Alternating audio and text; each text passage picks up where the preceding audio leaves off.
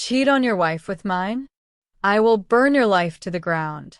Way back in the early 2000s, I began to suspect that my wife was up to something.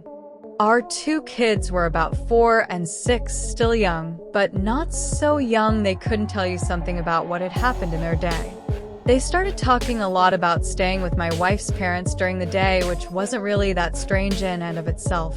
But since they lived about 90 minutes away, doing so 2 or 3 times a week seemed a bit much. That was basically every day she wasn't working at her part-time job. When I asked her about it, she denied it, but was never a good liar. So I started tracking the mileage on her car, and sure enough, she was driving an extra 400 or so miles per week. I knew some shit was going on. Then one day I sat down at the computer, and she had left a sticky note with her AOL password written on it next to the keyboard. I could not resist and logged in to read her emails and saw a few email exchanges between her and her college BFF where they discussed how my wife was regularly fucking one of her ex-BFs from high school. No mention of details about him other than my wife also talking shit about his wife, making fun of how she'd gotten fat after having kids. Anyway, I printed out these email exchanges and stashed them. I still needed to know the details, so I called a friend who was a cop, and he suggested I call a guy he knew that had left the force to become a PI. Ron was great. I paid his retainer and gave him the emails and what little I knew about my wife's activities, and he figured out exactly what she was doing. His report detailed with photos and times/dates/locations all about how she would take the kids to her parents, then go meet this guy for lunch. Then they'd go to a dumpy motel for a few hours, after which she'd pick up the kids and return home. At this point, I hired a divorce lawyer. My parents cheated on each other, and the fallout absolutely fucked mine and my siblings' childhood. It was something that was totally unacceptable. I also asked Ron to find out what he could about this guy.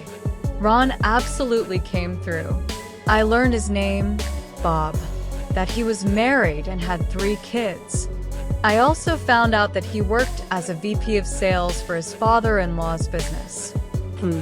At this point, I had my lawyer draw up the divorce papers.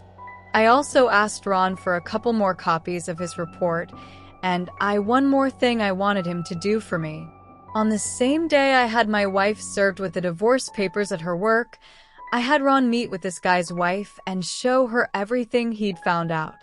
She seemed nice, and I figured that she deserved to know what her dear hubby was up to. What she did with that information was up to her. While the information about my wife's infidelity didn't really matter in my divorce proceedings, Bob's wife did a real number on him. According to the publicly available court documents from the divorce and other related proceedings, she cleaned out their joint account, took the kids, and left. As soon as her dad found out what he'd done, Bob was fired, and since her parents actually owned the house where Bob and his wife lived, he also got evicted. Their divorce was ugly. Lots of fighting in and evidently out of court. I guess Bob went to the house and started arguing with his wife, and it escalated to the point that her brother stepped in and Bob got his nose broken. There were restraining orders, a few more incidents with police reports, criminal charges, jail time, and so on. I can't find Bob on the internet anywhere these days. Last I heard, he'd left the state and his ex-wife did okay. She went to work at her dad's company and took over after he retired.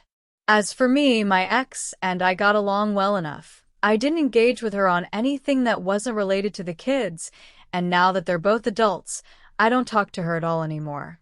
I don't hate her or anything, but I only care in the context that she's my kids' mom and is important to them.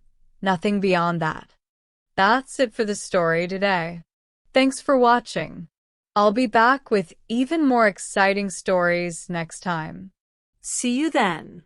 Don't forget to subscribe, like, and turn on notifications. Thank you. Raising hands, party popper.